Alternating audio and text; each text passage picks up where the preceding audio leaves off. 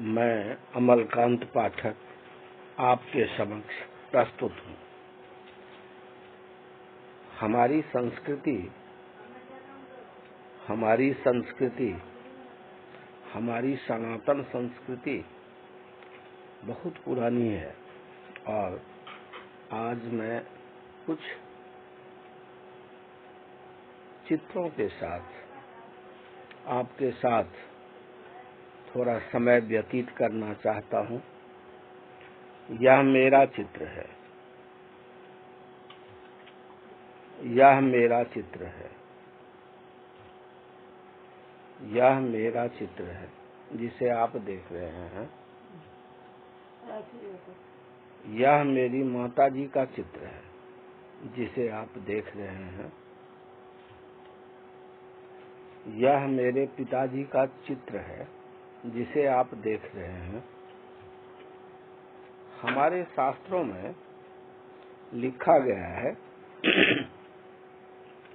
मातृदेवो भव, पितृदेवो भव, आचार्य देवो भव। माता देवता की रूप है, पिता देवता के रूप हैं, शिक्षा देने वाले गुरु देवता के रूप हैं। यह सत्य है। और कभी कभी हर मनुष्य के जिह्वा पे सरस्वती विराजमान हो जाती है। उस समय वह व्यक्ति प्रसन्नता से यदि आपको कुछ आशीर्वाद दे दे तो वह वरदान साबित होता है। कभी कभी क्रोध की अवस्था में या दुखी मन से जब आपको कोई श्राप दे देता है, आपके लिए बद्दुआ मांगता है, तो वह बातें भी सिद्ध हो जाती हैं, सत्य साबित होता है। तो जब आपको आशीर्वाद मिलता है तो वह वरदान होता है। और जब आदमी दुखी मन से आपको कुछ ऐसी बातें कह देता है जो आपके लिए बड़ा ही दुखदाई होता है, तो उसको हम श्राप कहते हैं। मेरे पिताजी ने भी किसी बात से प्रसन्न होकर मुझे आशीर्वाद दिया था कि आप पढ़ेंगे तो कहाँ कहाँ नहीं जाएंगे। यह बात चरितार्थ हुई। मैंने पढ़ाई की। पढ़ने के पश्चात मेरी पहली यात्रा रोम की थी, इटली। मेरी दूसरी यात्रा जापान की थी। मेरी तीसरी यात्रा लंदन की थी। मेरी चौथी यात्रा सिंगापुर की थी। मेरी पांचवी यात्रा जर्मनी की थी। मेरी छठी यात्रा बेल्जियम की थी। मेरी सातवीं, आठवीं और नौवीं यात्रा शिकागो की थी। मेरी 10वीं यात्रा ऑस्ट्रिया की थी, वियना की थी। आज मैं आपको मेरे शिकागो की जो यात्रा हुई थी उसके कुछ चित्र आपके समक्ष प्रस्तुत करूंगा। जब हम इटली गए थे तब हम साधन संपन्न नहीं थे, युवावस्था थी, बहुत बातों को समझ नहीं पाते थे। रोम बहुत पुराना शहर है, इसलिए वहाँ हमें बहुत सारे पुरातात्विक स्थल देखने को मिले, और उसके हमने फोटोग्राफ्स भी लिए, पर उसको मैं संभाल के कहाँ रखा वह मिल नहीं पा रहा। जब हम जापान गए तो हम साधन संपन्न नहीं थे, इसीलिए वहाँ हम बहुत सारी फोटोग्राफी नहीं कर पाए। परंतु जो डेवलप्ड नेशन है उन्होंने किसी भी बातों को बहुत अच्छे तरीके से कैटेगराइज किया हुआ है और एक ही जगह पर आपको बहुत सारी सूचनाएं दे देते हैं। ये बात मैंने जापान में देखी कि जितने भी म्यूजियम्स हैं, जिस तरह के म्यूजियम्स हैं, उनका एक कैंपस है, वहीं पे वो सारे म्यूजियम्स हैं। आपको वहाँ पर आर्कियोलॉजिकल म्यूजियम मिलेंगे, वहाँ पे आपको पेंटिंग के म्यूजियम मिलेंगे, वहाँ पर आपको साइंस के म्यूजियम मिलेंगे और जो भी म्यूजियम्स होते हैं एंथ्रोपोलॉजिकल मिलेंगे, आप उनको पूरे दिन में भी अगर पूरा कर लें तो ये एक गनीमत की बात है, और आप ज्ञान को जितना बटोर सकें बटोर लीजिए। जब मैं शिकागो गया तो हमने वहाँ बहुत सारे फोटोग्राफ्स लिए, कुछ उसमें से छूट गए, कुछ हमारे पास उपलब्ध हैं। मैं जो शिकागो गया था, वह शिकागो एक एग्जीबिशन लगी थी जिसका नाम था the gates of Lord Krishna, ईश्वर के दरवाजे, भगवान कृष्ण के दरवाजे। और उसमें मैं साइंटिफिक कंजर्वेशन के लिहाज से 3 बार वहां पर गया। हमारे सामने वह एग्जीबिशन लगी थी, वह तब भी हमने कंजर्वेशन रिपोर्ट्स चेक किए थे। दोबारा हम उसको लगाने गए थे, तिबारा हम उसको लाने गए थे, और उस समय हमने जो फोटोग्राफ्स लिए उसका यह एल्बम है। आज 7 साल पूरे हो गए तो मैं उसको आपके समक्ष प्रस्तुत कर रहा हूँ। यह वह अपार्टमेंट है जहाँ आर्ट इंस्टीट्यूट शिकागो ने मेरे रहने का प्रबंध किया था। यहाँ पर आप देखेंगे कि रहने की सारी सुविधाएं हमें मिली हुई थी, सारी सुविधाएं मिली हुई थी। यह मैं कभी तो आपको बैठा दिखूंगा, कभी किसी कार्य में व्यस्त दिखूंगा, कभी खाना पकाते हुए दिखूंगा। तो ये मेरे रहने का प्रबंध था। यह आर्ट इंस्टीट्यूट शिकागो से समीप ही है, समीप ही था। हम वहां से 20 मिनट में पैदल चल करके अपने निवास स्थल पर आ जाते थे। पहले उन्होंने एक बड़े होटल में टिकाया था, परंतु हमने उनसे कहा कि मैं यहाँ का भोजन, हर तरह का भोजन नहीं कर सकता, इसीलिए आप हमें अपार्टमेंट टाइप दे दीजिए ताकि मैं अपना भोजन पका सकूं। और वैसे ही उन्होंने किया। अब ये जो चित्र आप देख रहे हैं वह सड़क है जिससे मैं नित्य ही आर्ट इंस्टीट्यूट शिकागो जाता था, और ये उसके आसपास का एरिया है। आर्ट इंस्टीट्यूट शिकागो के 1 किलोमीटर के दायरे में ये सारे बड़े बिल्डिंग्स हैं। शिकागो शहर अपने आर्किटेक्ट के लिए प्रसिद्ध है, जो आप विभिन्न भवनों को देख करके समझ सकते हैं। मैं कभी किसी चौराहे पे खड़ा हूँ, कभी किसी बड़े बिल्डिंग के पास खड़ा हूँ, यह दिखाने के लिए कि आप यहाँ का आर्किटेक्चर देखें। सुंदर है, और बहुत लंबे अरसे से वहाँ के आर्किटेक्ट्स ने इसको डिजाइन किया है और फिर उसको मूर्त रूप दिया है। अब यह एक म्यूजियम है, साइंस म्यूजियम है, जिसमें उन दिनों मुझे जो अच्छे चित्र दिखे उसको हमने इसमें कैद किए, और ये सारे के सारे आविष्कार को दर्शा रहे थे। उन दिनों मुझे ये सारे आविष्कार याद थे जो उन्होंने साइंस म्यूजियम में सजा के रखा था अपने साइंस के विद्यार्थियों के लिए, या जो और विजिटर्स थे उनके लिए, कि उस आविष्कार को कैसे किया गया था और उसको कैसे मूर्त रूप दिया गया था। यह एक ऐसा चित्र है, ये वाला आपको दिख रहा है, इसमें पृथ्वी के अंदर जो क्रियाएं होती है उसको दर्शाया गया है। ये जो आपको लंबी वाली लकीर दिख रही है, ये वाली चित्र, ये जब तूफान आता है, जब तूफान आता है, उस आंधी आती है, उस समय जो हालात बनते हैं, उस समय जो हालात बनते हैं, गर्म हवा पृथ्वी से ऊपर की ओर जाती है,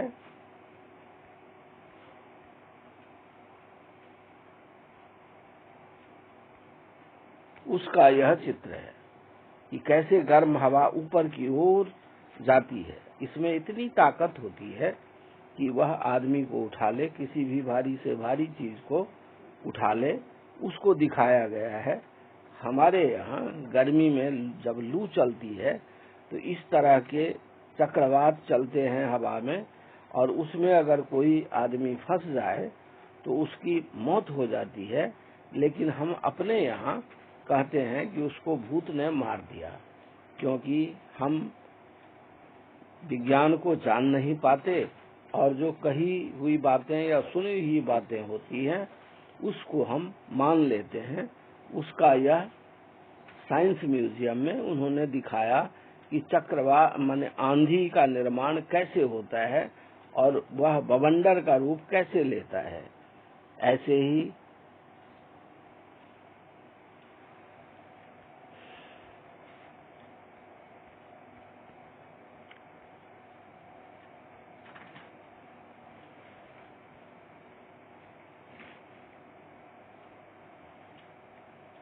यह भी एक वैज्ञानिक प्रयोग है।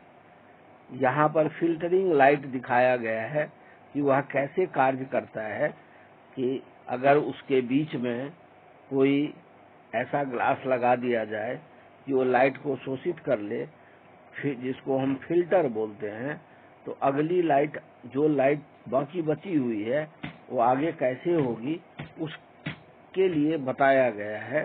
तो ये फिल्टरिंग लाइट का उदाहरण है। ये स्पेक्ट्रम दिखाया गया है।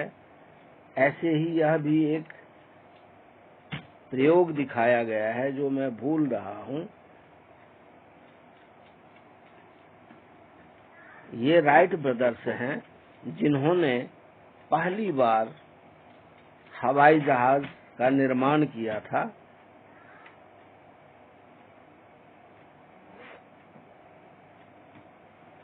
उनके द्वारा बनाया गया विमान को आप यहाँ पर देख सकते हैं, जो उन्होंने पहली बार बनाया था। इस चित्र में उसका फोटो है, ये उसी के फोटो हैं। उसको डिफरेंट एंगल से हमने जो फोटो लिए थे वो आपको दिख रहे हैं। ये उनका विमान था, ये उनका विमान था, उसका ये रूप है। बाकी उसको अलग अलग दिशाओं से लिए गए फोटो है। ये सारे अगर आप इसको मैग्नीफाई करके देखेंगे तो ये किस प्रयोग को दर्शाता है उसके बारे में आपको जानकारी मिल जाएगी।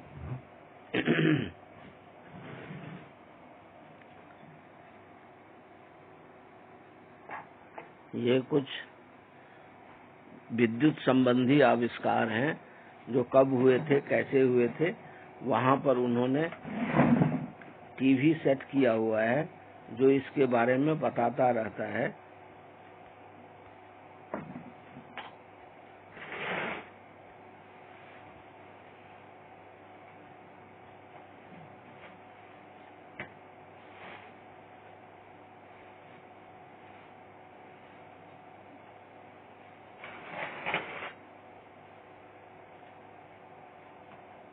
तो इस तरह के जो भी आपको दिख रहे हैं ये साइंस म्यूजियम का है। आप इसको मैग्नीफाई करके देखें। ये सारी जानकारी इस पर लिखी हुई है। उनके यहाँ वह कंप्यूटर के माध्यम से, टीवी के माध्यम से, मॉनिटर के द्वारा दिखाया जाता था। ये कुछ केमिकल स्ट्रक्चर्स हैं जिसके बारे में दिखाया गया है कि बॉडी सेंटर्ड ये फेस सेंटर्ड स्ट्रक्चर है जिसके बारे में बताया गया है।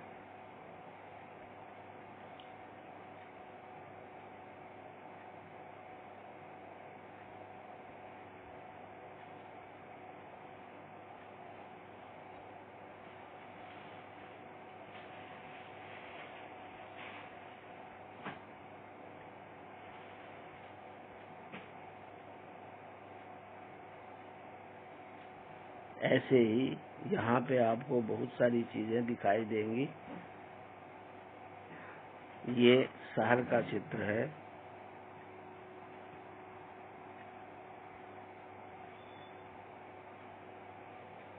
ये ग्रेट लेक ऑफ अमेरिका, जिसका एक हिस्सा शिकागो में भी है। जब हम उनके नेवी म्यूजियम गए, नहीं सॉरी, जब हम उनके आर्कियोलॉजिकल म्यूजियम गए थे तो वहां से ये चित्र हमने लिए थे। ये ग्रेट लेक ऑफ अमेरिका का है जो शिकागो शहर में विद्यमान है। ये भीतर के फोटोग्राफ्स वहां के हैं जो जब द्वितीय विश्व युद्ध के दरमियान जापान ने पर्ल हार्बर पे जो स्ट्राइक किया था, हमला किया था, और उसका जो नुकसान था, उसके बाद जो जिस पनडुब्बी ने सेकेंड वर्ल्ड वॉर में भाग लिया था और जापान का बहुत नुकसान पहुंचाया था, उसके भीतर के चित्र हैं। और उसमें उन्होंने सारे अखबार लगा रखे हैं। साथ में साउंड प्रोग्राम चलता है जिसके माध्यम से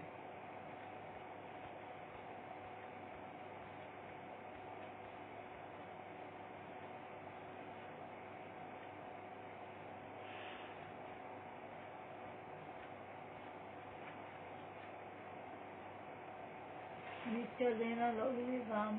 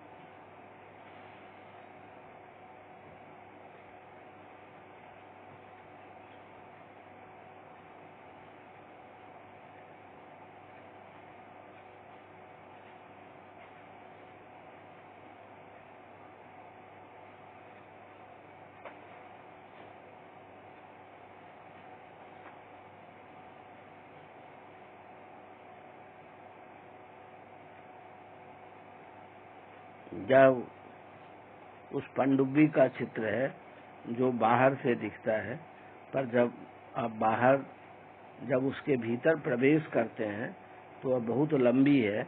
और उस समय उसने कैसे लड़ाई लड़ी थी सेकेंड वर्ल्ड वॉर में, उसका चित्र था।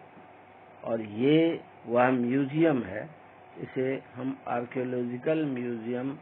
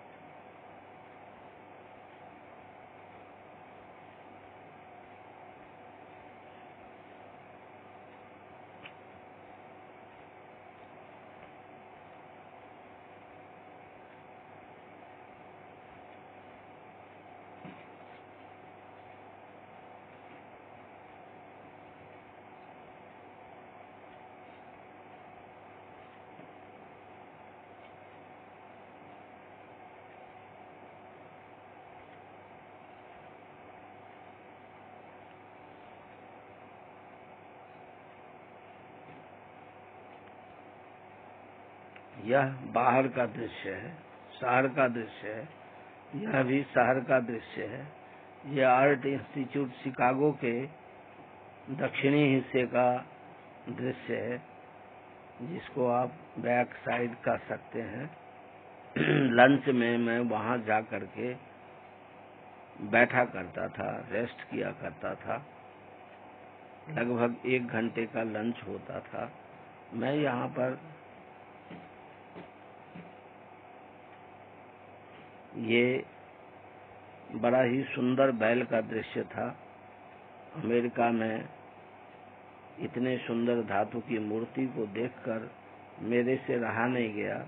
इसीलिए मैंने भगवान शिव को स्मरण करते हुए उनके नंदी की सवारी को देख करके वहां पर एक फोटोग्राफ लिया।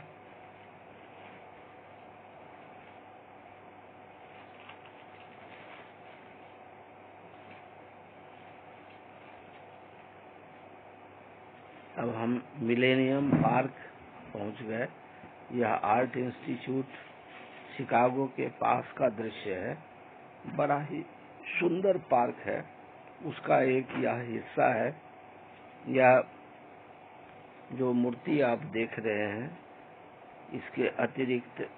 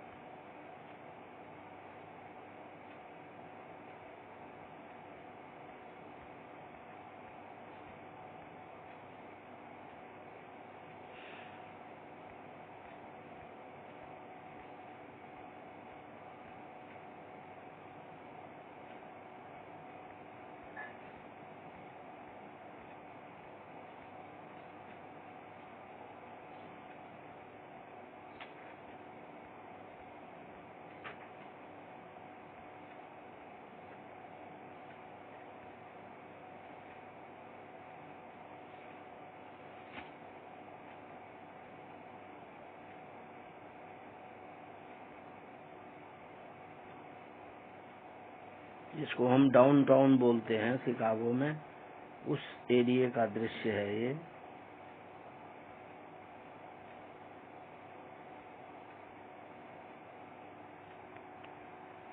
ये हमारे प्रदर्शनी में लगे हुए पेंटिंग्स के चित्र हैं, फोटोग्राफ्स हैं।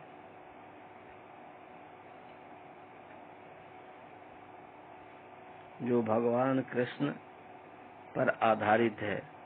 ये सारे श्रीनाथ जी से लिए गए हैं। ये मिलेनियम पार्क का हिस्सा है। उस दिन वहाँ पर कुछ फंक्शन था, जिसके ये चित्र हैं।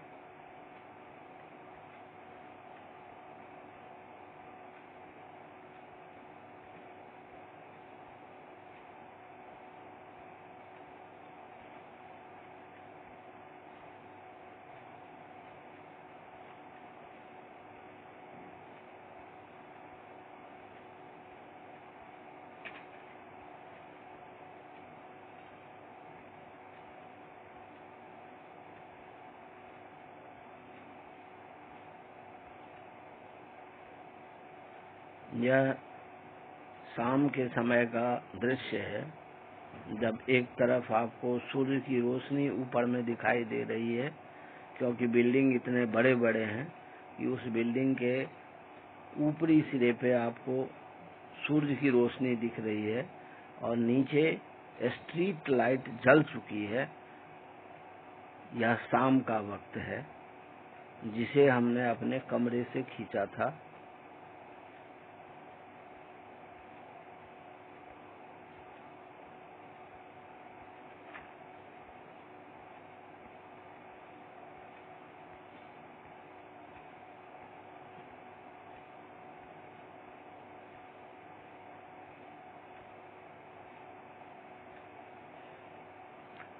जब हम अमेरिका नहीं गए थे, तब हम सोचा करते थे कि अगर वहाँ के लोग परवल खाते होंगे या नहीं खाते होंगे, भिंडी खाते होंगे नहीं खाते होंगे, ये फल और सब्जियां वहाँ मिलती हैं या नहीं मिलती हैं। पर जब उन्होंने हमारे लिए रहने की व्यवस्था की, तो उस अपार्टमेंट टाइप होटल में रहने की व्यवस्था की, तो हम अपने लिए जो सब्जी लाते थे, यह एक सब्जी स्टोर है जहाँ पे दुनिया की सारी सब्जियां मिलती थी। हम उसमें से अपने पसंद की सब्जी लाते थे। उसका दृश्य है ये। मैं देख के हैरान रह गया कि जो सब्जी हमें दिल्ली में नहीं मिलती, वो सब्जी हमें इन स्टोरों में देखने को मिलती थी। वो कहाँ से लाते थे पता नहीं, पर हमें मिलते जरूर थे।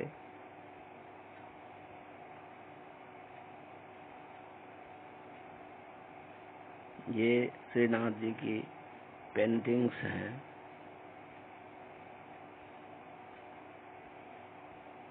जिसको आप मैग्नीफाई करके देख सकते हैं।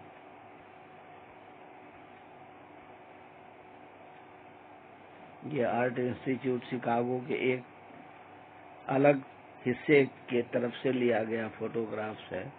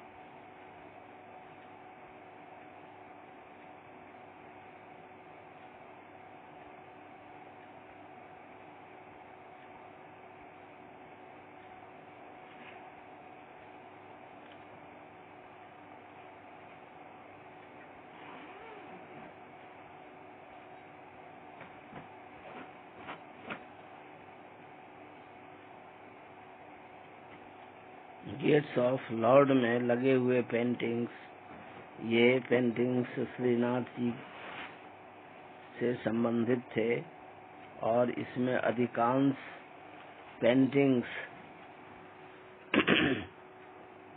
अहमदाबाद से लिए गए थे, सूरत से लिए गए थे। गार्डन सिल्क बरेली वाले, जो उनका एक म्यूजियम है, उनके सहयोग से ये एग्जीबिशन लगा था। आर्ट इंस्टीट्यूट शिकागो ने लगाया था और जो पेंटिंग्स थी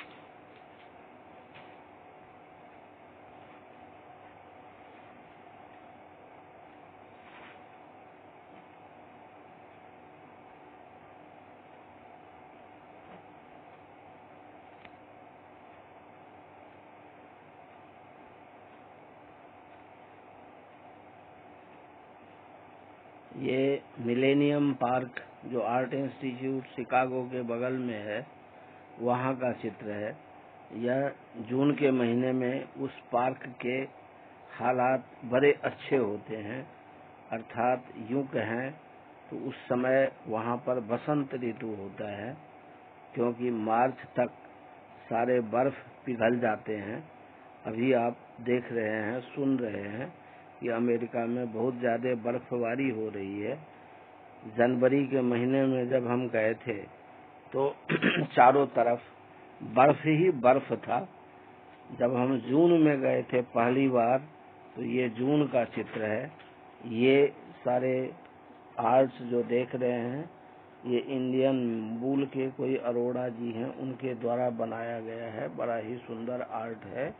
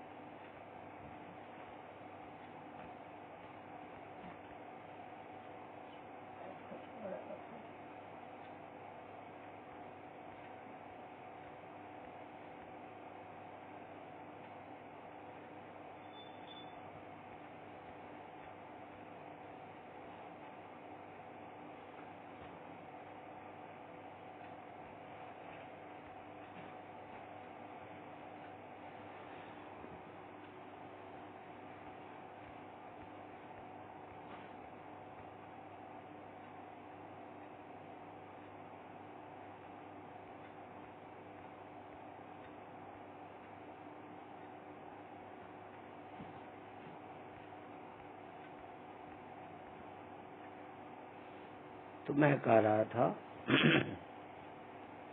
कि मार्च तक, जनवरी के महीने में वहाँ बर्फ ही बर्फ होता है। जनवरी से अंत से बर्फ का पिघलना आरंभ होता है।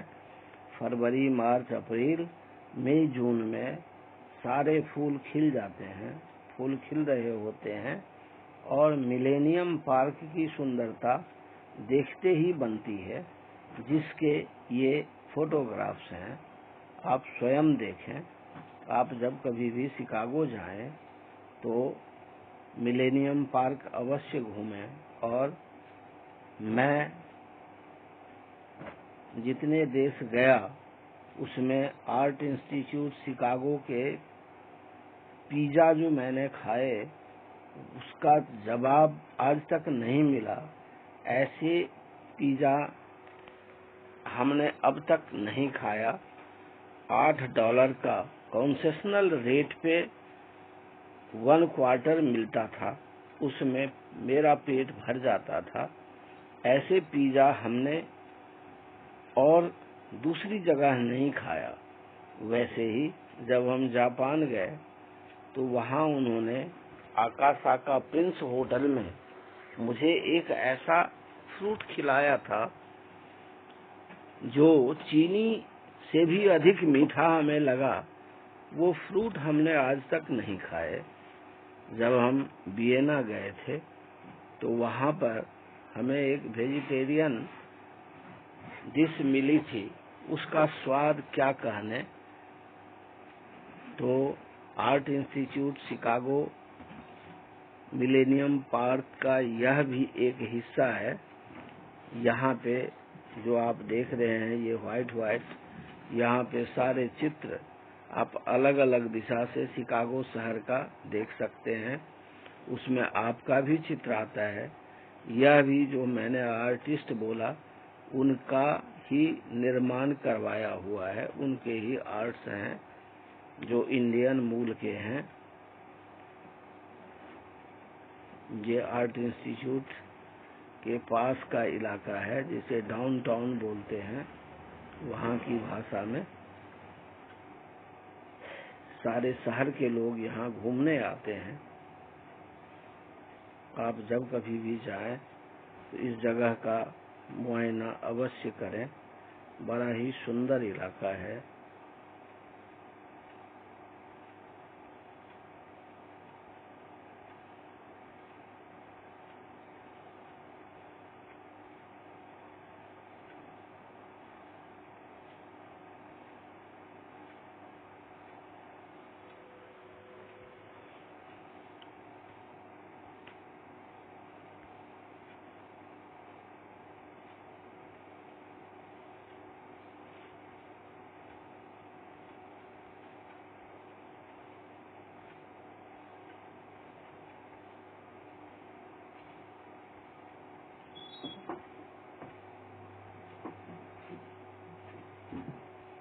ये मिलेनियम पार्क में जो फंक्शन था उसका चित्र है।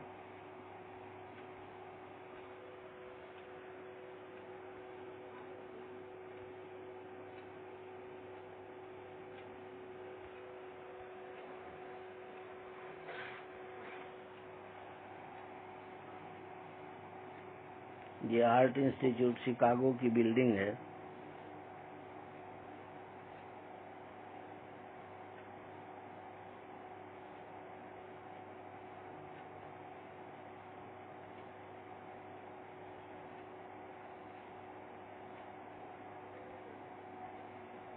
ये आर्ट इंस्टीट्यूट शिकागो का बिल्डिंग है जो मिलेनियम पार्क साइड से एंट्री है, उधर का हिस्सा है। या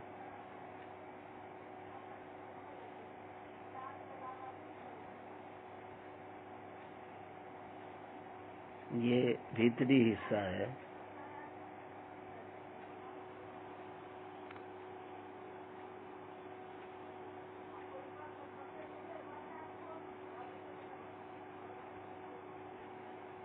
यह अमेरिका नहीं, इंडिया है। जब मैं सादिक नगर में था तो एक बार मेरी सास हमारे यहाँ ही थी, तो उन्होंने चौथ चंद्र की पूजा की थी, उसका ये फोटो है। इस तरह हमने शिकागो यात्रा के चित्र आपको दिखाया। आप इसको देखें, मैग्नीफाई करके उसके बारे में जानकारी लें। मैं आपको बहुत कुछ बताता, पर काफी दिन हो गए, इसीलिए अब उन फोटोग्राफ्स को देख के मेरे याददाश्त में सारी बात नहीं आ रही। आप मैग्नीफाई करके स्वयं देखें और हो सके तो जिंदगी को बर्बाद ना करें। जहाँ कहीं भी जाएं तो सृजनात्मक बात ही सोचें, पॉजिटिव बात ही सोचें। और गालिब की एक पंक्ति को याद रखें, सैर कर दुनिया की गालिब, जिंदगानी फिर कहाँ, जिंदगानी फिर मिले तो नौजवानी फिर कहाँ।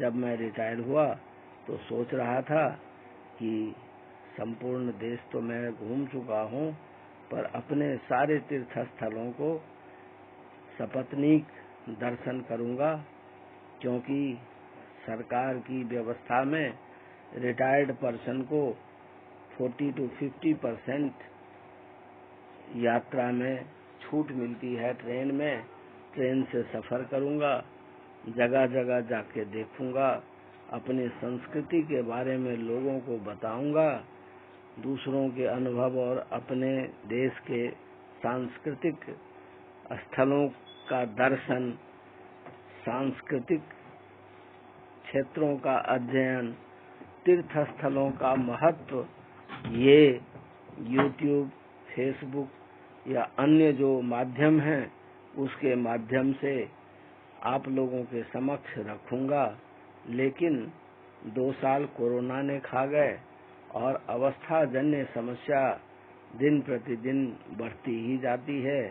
सरकार ने भी कंसेशन कम कर दिया है, तो अब सोचना भी पड़ रहा है। रिटायर्ड लाइफ में कई और भी बातें सोचनी पड़ती है। उस सब को देखते हुए वह सब तो संभव नहीं हो पा रहा, पर मैं कोशिश कर रहा हूँ कि जो भी फोटोग्राफ्स हमारे पास हैं वो आप लोगों के समक्ष रखूं, आप लोग देखें, उसका आनंद उठावें, उससे ज्ञान की प्राप्ति करें, ये हमारी अभिलाषा है। आप लोग इसमें जितना अधिक भाग लेंगे उतना ही अच्छा रहेगा, ये हमारी अभिलाषा है। आप इसको उचित रूप में देखें, समझें और अपना ज्ञान वर्धन करें। यह भगवान कृष्ण से संबंधित था और ऐसे भी मैं सभी बातों के अंत में या तो जय श्री सीताराम अथवा जय श्री कृष्ण करता हूँ और वाणी को विराम देता हूँ। तो जय श्री कृष्ण।